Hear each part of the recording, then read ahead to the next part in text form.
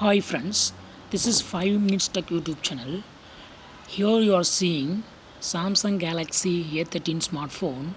In this video you will learn how you can remove SIM cards and SD card from your phone Samsung Galaxy A13. First of all, go to the left side of your phone and see here a hole.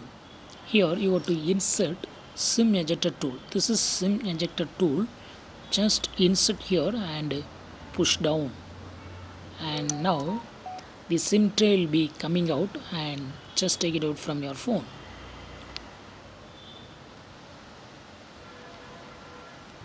Now you are seeing here two SIM cards and one SD card inserted.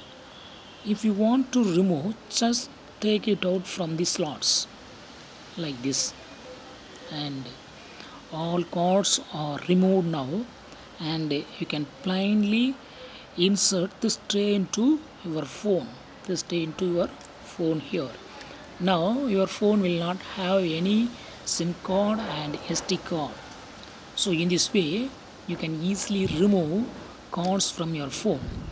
If you would like to add card, again you got to take out of this SIM tray from here, and you can insert whatever you want. For example, if you want to put only one SIM, you can use it, and other two slots will be free.